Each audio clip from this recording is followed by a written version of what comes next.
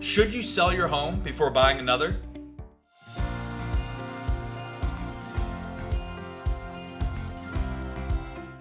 Now, I get this question from many sellers, and in today's real estate market, low inventory and high demand are dominating the entire conversation.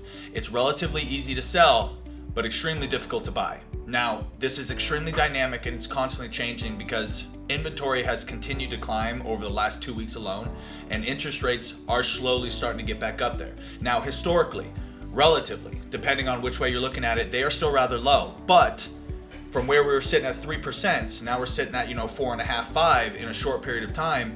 That can start to change the equation.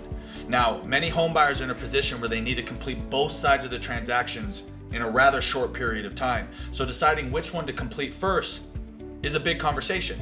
And there's a few different ways you need to look at that to allow yourself to be in the best position possible. Now, each route comes with pros and cons, obviously, but the right option for you really depends on your situation. If you need to sell your home to buy a new one, here are 3 key questions that you should really consider before starting the process.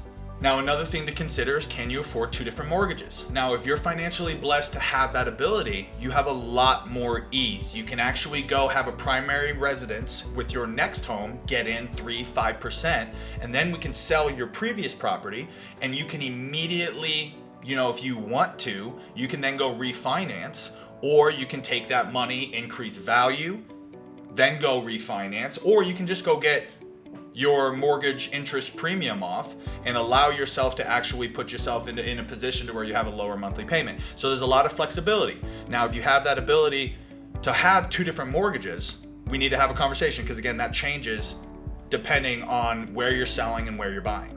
Now, the next big part of the conversation is, what type of home are you buying? Now, if you're buying in a neighborhood that almost no homes go for sale, like for example, if you're looking in Arcadia or you're looking in old school Peoria, where really you're in an area that not very many people sell, a possibility may be that you may have to be a contingent offer, which, as this market continues to kind of become a little bit more buyer centered, that becomes a possibility. But you also have bridge loans, and you also have a home equity line of credit that can allow you to get the down payment to then go be able to still do normal financing on that next property, again, if you can afford both mortgages. So you could still be out of pocket almost no money, and then you can then go pay off that HELOC, so you can have your full 20% down payment and then just go pay it off. And then it allows you to have that flexibility.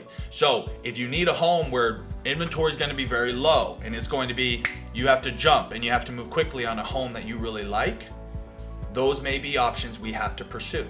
Now, if you don't have a specific home you're looking for, very specific criteria, and you have a little bit more flexibility, you actually can have a different conversation, meaning it may make sense to sell your home first, because then we can get you post-possession, we can get you a lease back, or even just a temporary Airbnb where you can still pocket all that money. You can get through all the hassle of having to do one immediately with the other, but you can get that done and complete, money's in your bank account, and then you can move on to the next property. And that would allow you to keep that flow and keep it a lot more comfortable. So if you're not very specific and I can find you a lot of different options, that may be worth your time.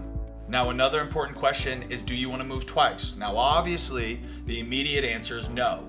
But if the situation allows you to make a significant premium on the home you're selling and then be able to go find the next home, I have access to some movers where we can get a very competitive rate and it'll get you handled, meaning you don't have to move yourself twice. It gives you a little bit ease there. But if you're in a very competitive environment, which we can have this conversation if you choose to pursue that, and you're in an area where we can get you a rent back or a lease back or post possession, those are a couple options that could allow you to stay in the property, which means home sold, money's ready to go for your next property. We just have to go on a hunt and find it, and then you just have to move once. So you have 2 different options there. If we have to move, if that's not an option to get that premium, okay, we can do so. We'll make it work. We'll figure out what we got to do. But also, very common nowadays is post-possession, which means you can stay in the property for free 30, 60, 90 days to allow yourself the comfortability of finding the next house after. Thanks so much for watching, and if you found this information engaging, please share it. I'd love for this to get to somebody who's really looking for it and needing some support. Now, if you want anything specific and I didn't answer all your questions on this topic, please comment down below, reach out to me directly. I'm always available to you guys. This is Marshall Nathan, your Bridgestone Homes, and I'll talk to y'all soon.